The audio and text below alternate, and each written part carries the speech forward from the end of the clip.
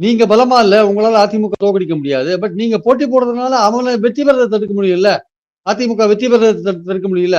அது ஒரு ஸ்ட்ராட்டஜி ஆக்சுவலா. நிதிஷ்குமார் வெற்றி பெறத தடுக்கணும்னா, சிராக் பாஸ்வான உள்ள இருக்கிறது இருக்குல்ல. அந்த மாரி தான் இது ஆக்சுவலா. சிராக் பாஸ்வான் போய் ஓட்ட பிரிக்கிறார்ல. ஓட்ட பிரிச்சா நிதிஷ்குமார் தோக்குறார்ல. அந்த மாரி விஷயங்கள் தான். இப்போ திமுக வந்து பலமா இருக்கு. அது பலமா இருக்கிறது மட்டுமல்ல, எதிராளிய பலவீனமாக்குது ஆக்சுவலா. பிரேமலதா வந்து பாக்குறாங்க, ஓபிஎஸ் பேசுறாரு, மக்கள் பார்வையில என்ன திமுக எல்லாரோடையும் பேசிட்டு இருக்கு பலமா. அதுவும் பலமா இருக்கு, பேசிட்டு இருக்கு, எதிராளி பலவீனமா இருக்கான். அப்ப இவனுக்கு ஓட்டு போட்டு என்ன பிரயோஜனம் அப்படின்ற எண்ணம் மக்களுக்கு வருது இல்ல. அப்போ அதிமுக குழு இருக்குல்ல, அந்த குழு, அதாவது ஓபிஎஸ், தினகரன், சசிகலா, இந்த குழு என்ன நினைக்கும்? நம்மளால அதிமுகவை நேரடியா போட்டி தோக்கடிக்க முடியாது. ஆனால் அவங்க போட்டி போடுற தொகுதியில அதிமுகவுக்கு போற ஓட்டுகளை பிரிச்சு அவங்க தோத்துருவாங்கல்ல. அதுதான் அவங்களுடைய நோக்கம் ஆக்சுவலா. அப்படி தோக்கடிச்சாதான் எடப்பாடிக்கு புத்தி வரும்னா, ஒற்றுமைக்கான புத்தி வரும்னா, அதை செய்யறதுல என்ன தப்பு இருக்குன்னு தான் இப்ப அதிமுக அந்த ஓபிஎஸ் வட்டாரம் எல்லாம் யோசிச்சுட்டு இருக்காங்க ஆக்சுவலா. அவரை தோக்கடிச்சாதான் முடியுங்க. அவரு பிடிவாதமா இருக்காருங்க.